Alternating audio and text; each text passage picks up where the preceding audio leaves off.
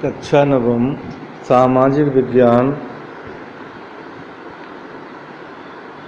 नागरिक शास्त्र पाठ 3 संविधान निर्माण।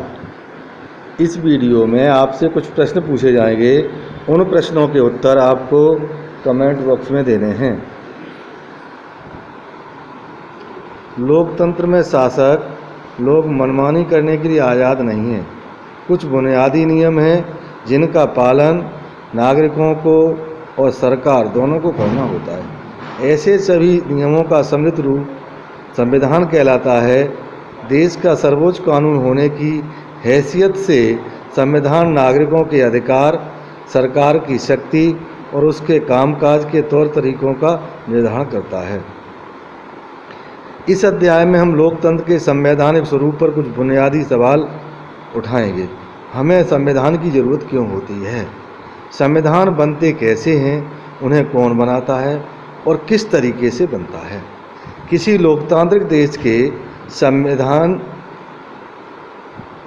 को आकार देने वाले मूल्य कौन कौन से हैं?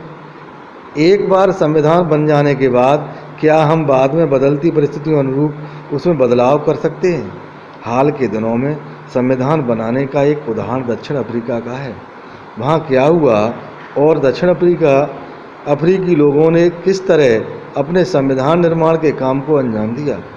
हम इस अध्याय की शुरुआत में इसी अनुभव पर गौर करेंगे। इसके बाद हम भारतीय संविधान के निर्माण और इसके पीछे के मौलिक विचारों, मूल्यों की चर्चा करेंगे और देखेंगे कि यह किस तरह नागरिकों के जीवन और सरकार के अच्छे कामकाज के लिए बढ़िया ढांचा उपलब्ध कराता है। दक्षिण अफ्रीका में लोकतांत्रिक संविधान।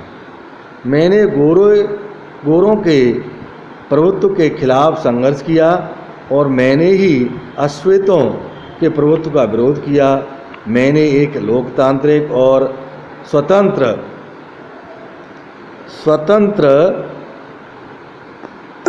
समाज की कामना की है जिसमें सभी लोग पूरे मेलजोल के साथ रहें, सबको समान अवसर उपलब्ध हों।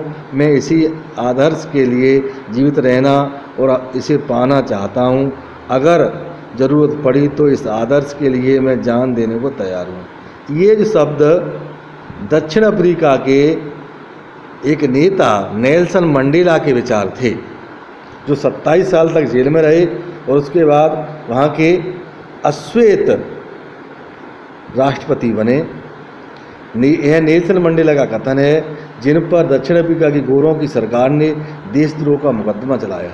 उन्हें 7 अन्य नेताओं को 1964 में देश में रंगभेद से चलने वाली शासन व्यवस्था का विरोध करने के लिए आजीवन कारावास की सजा दी गई थी। अगले 28 वर्षों तक उन्हें दक्षिण अफ्रीका की सबसे भयावह जेल रोबेने द्वीप में कैद रखा गया था। रंगभेद के खिलाफ संघर्ष रंगभेद नस्ली भेदभाव पर आधारित उस व्यवस्था का नाम है जो दक्षिण अफ्रीका में विशिष्ट तौर पर चलाई गई। दक्षिण अफ्रीका पर यह व्यवस्था यूरोप के गोरे लोगों ने लादी थी। 17वीं और 18वीं सदी में व्यापार करने आई यूरोप की कंपनियों ने दक्षिण अफ्रीका को भी उसी तरह हथियारों और जोर जबरदस्ती से गुलाम बनाया जैसे भारत को। पर भारत से उलट काफ़ी बड़ी संख्या में गोरे लोग दक्षिण अफ्रीका में बस गए और उन्होंने स्थानीय शासन को अपने हाथों में ले लिया। रंगभेद की राजनीति ने लोगों को उनकी चमड़ी के रंग के आधार पर बांट दिया। दक्षिण अफ्रीका के स्थानीय लोगों की चमड़ी का रंग काला होता है। आबादी में उनका हिस्सा 3/4 है और उन्हें अश्वेत कहा जाता था। श्वेत और श्वेतों के अलावा वहाँ मिश्रित नस्लों जैसे रंगीन चमड़ी वाला कहा जाता था और भारत से गए लोग भी थे। गोरे शासक गोरों के अलावा शेष सबको छोटा और नीचा मानते थे। उन्हें वोट डालने का अधिकार भी नहीं था। रंगभेद की शासकीय नीति अश्वेतों के लिए खास तौर से दमनकारी थी। गोरे लोगों की बस्तियों में बसने रहने की इजाज़त नहीं थी। परमिट होने पर भी वहाँ उन्हें जाकर काम कर सकते थे। रेल, बस, टैक्सी, होटल, अस्पताल, स्कूल और कॉलेज, पुस्तकालय, सिनेमाघर, नाट्यगृह, समुद्र तट, तरणताल और सार्वजनिक शौचालय तक में गोरों और कालों के लिए एकदम अलग अलग इंतजाम थे। इसे पृथक्करण या अलग अलग करने का इंतजाम कहा जाता है। काले लोग गोरों के लिए आरक्षित जगह तो क्या उनके गिरजाघर तक में नहीं जा सकते थे। अश्वेतों को संगठन बनाने और इस भेदभावपूर्ण व्यवहार का विरोध करने का भी अधिकार नहीं था। 1950 से ही अश्वेत, रंगीन चमड़ी वाले और भारतीय मूल के लोगों ने रंगभेद प्रणाली के खिलाफ संघर्ष किया। उन्होंने विरोध प्रदर्शन किए, हड़तालें आयोजित की।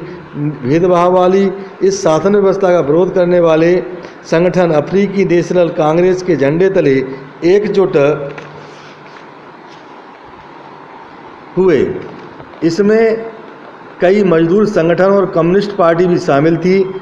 अनेक समझदार और संवेदनशील लोग जो भी रंगभेद समाप्त करने के आंदोलन में अफ्रीकी नेशनल कांग्रेस के साथ आए और उन्होंने इस संघर्ष में प्रमुख भूमिका निभाई। अनेक देशों ने रंगभेद की निंदा की और इस व्यवस्था के खिलाफ आवाज़ उठाई, लेकिन गोरी सरकार ने हजारों अश्वेत और रंगीन चमड़े वाले लोगों की हत्या और दमन करते हुए अपना शासन जारी रखा।